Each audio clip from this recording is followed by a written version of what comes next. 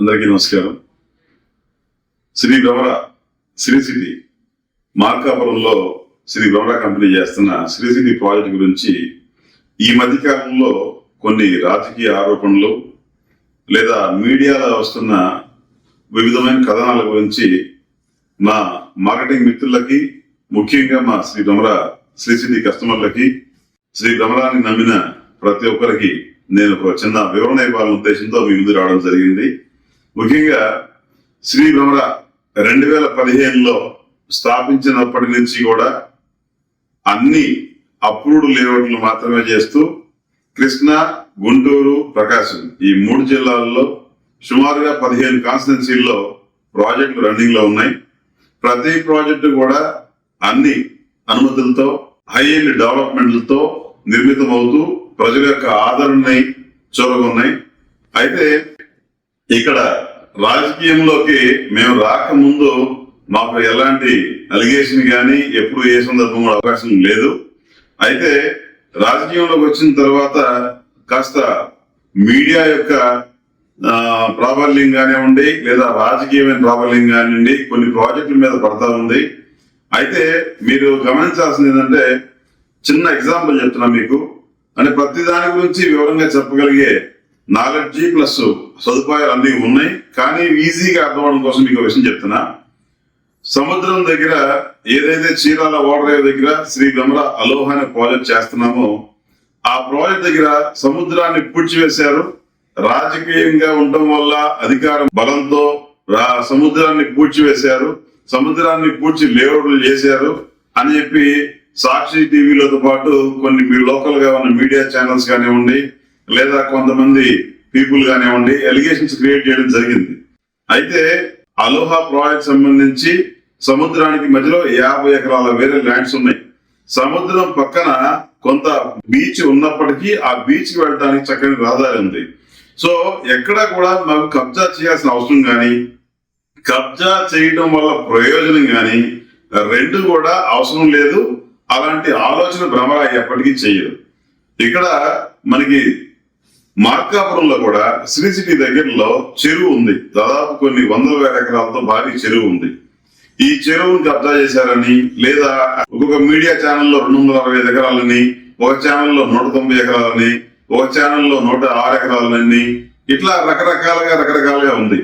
అయితే గమనించాల్సింది ఏంటంటే, భ్రమర అప్రూవ్డ్ ప్రాజెక్టులు మాత్రమే చేయడం ద్వారా అప్రూవ్డ్ ప్రాజెక్ట్ కి మనం కింద డాక్యుమెంట్స్ అన్ని కూడా విఆర్ఓ స్థాయి నుంచి ఆర్డీఓ స్థాయి వరకు మనకి కన్వర్షన్ సంబంధించిన డాక్యుమెంటేషన్ జరగడం కానివ్వండి, లేదా అడంగులు కానీ ప్లస్ డాక్యుమెంట్లు కానీ అన్ని పూర్తి స్థాయిలో అందుబాటులో ఉన్న ప్రాపర్టీ వరకు మాత్రమే క్లియర్ గా మనం ప్లాన్ గీసి అప్లై చేసి మన కింద ప్లానింగ్ ఆఫీసర్ దగ్గర నుంచి స్టేట్ హెడ్ డిటిసిపి డైరెక్టర్ గారి లెవెల్ దాకా దాదాపు సుమారుగా 8-9 మంది ఎంప్లాయీస్, బాగా వెల్ ఎక్స్పీరియన్స్డ్ గవర్నమెంట్ ఎంప్లాయీస్, ఇటు రెవెన్యూలో క్లియరెన్స్ అయిన తర్వాత, అలాగే ప్లానింగ్ అథారిటీలో కూడా క్లియర్ అయిన తర్వాత మనకి 15% ప్లాట్ ఏరియాని మార్టిగేజ్ చేయించుకొని మనం అన్ని అనుమతులతో చక్కగా ఆ డెవలప్మెంట్లన్నీ పూర్తి చేసిన తర్వాత రిలీజ్ చేసే విధంగా అప్రూవల్ ఇవ్వడం జరుగుతుంది. అలా అప్రూవల్ ఇచ్చిన ప్రాజెక్ట్ ని మనం రేరాలో రిజిస్ట్రేషన్ చేసుకోవాలి.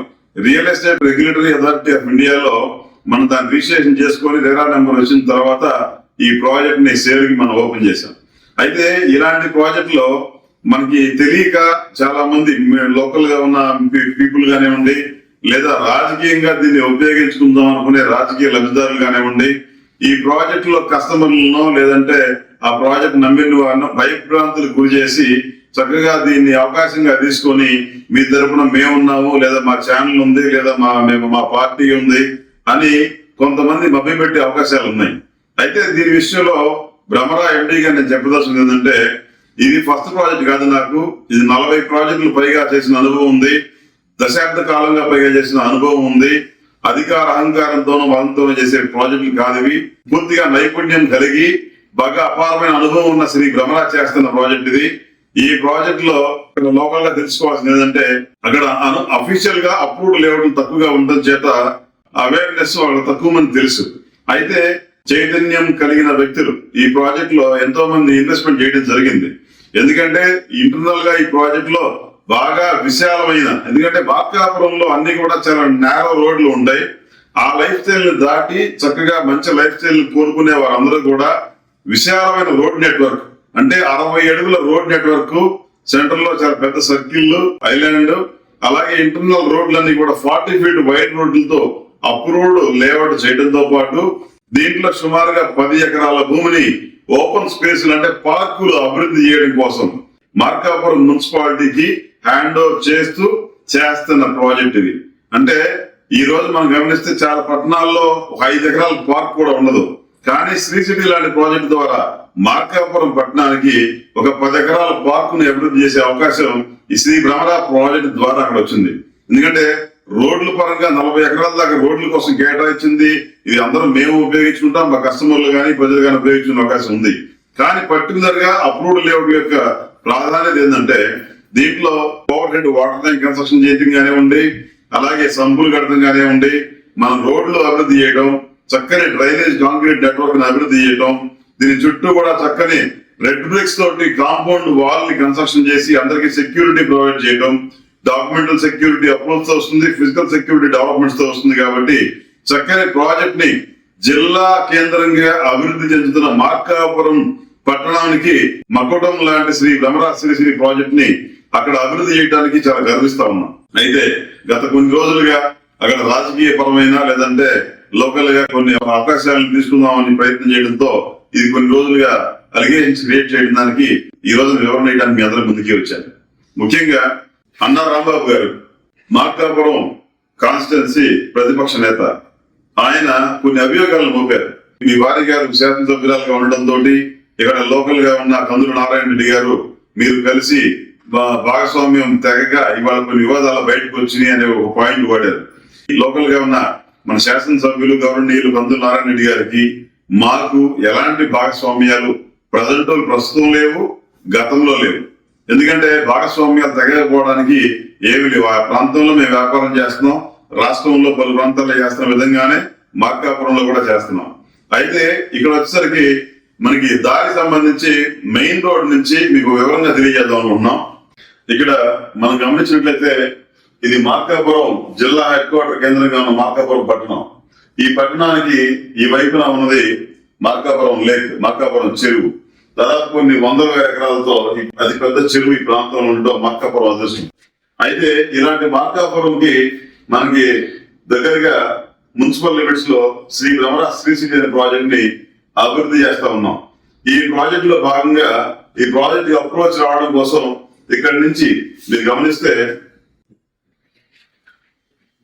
ఇక్కడ నుంచి గతంలోనే ఒక లేఅవుట్ సంబంధించి 18 ఫీట్ రోడ్డుకి 2 వైపులా ప్లాట్లు కొని సుమారుగా 60 అడుగుల వెడల్పుతోటి రోడ్డుని ఇక్కడి నుంచి కొని ఇక్కడ దాకా అభివృద్ధి చేయడం జరిగింది.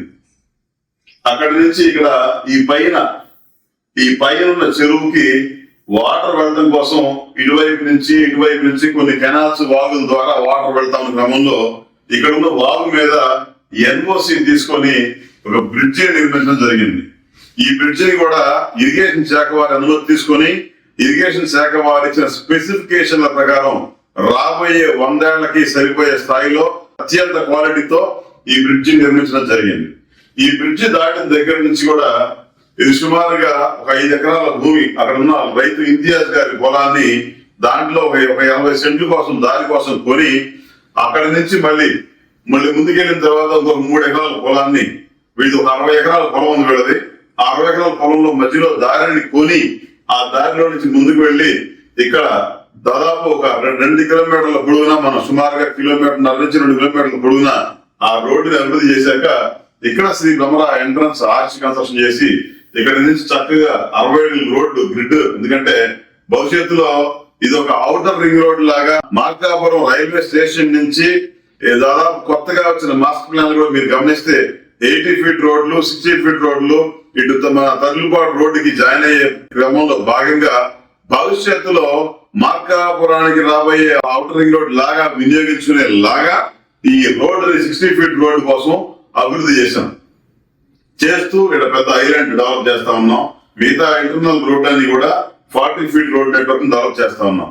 ఈ క్రమంలో ఏదైతే ఈ రోడ్ ఇక్కడ మనం చుట్టుపక్కల చెరువును ఆక్యుపై చేసి ఉన్నారో వీటి పక్కన 60 ఎకరాల పొలం వేరే వాళ్ళది, ఒంగోలు ప్రాంతం సంబంధించిన వాళ్ళది 60 ఎకరాల పొలం ఉంది.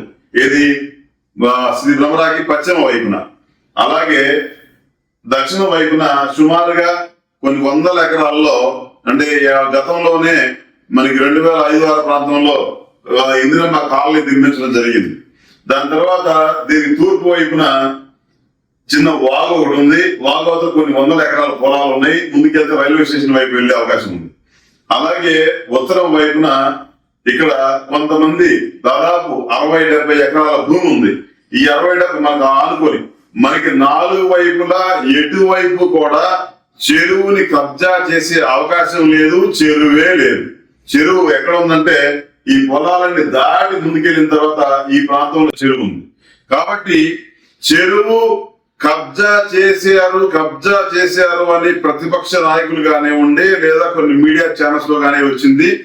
ఎంత వాస్తవానికి దూరంగా ఉందో తెలుసుకొని ఉంటే ఇది ఒక రాజకీయ అంశం లాగా, అలిగేషన్ క్రియేట్ చేసే అంశం లాగా వీళ్ళకి ఉండేది కాదు. కాబట్టి ఖచ్చితంగా నేను ఎవరిని తప్పడతల్లా. ఏదైనా ప్రాబ్లం ఉంటే ఐడెంటిఫై చేయడానికి, దాన్ని ఎలివేట్ చేయడానికి, ప్రజలకు చేరవేయడానికి, నిజాన్ని నిర్భయంగా అందించడానికి మీడియా మిత్రులకు, మీడియా ఛానల్స్ కు పూర్తిగా హక్కులు, స్వేచ్ఛ కలిగి ఉంటారు.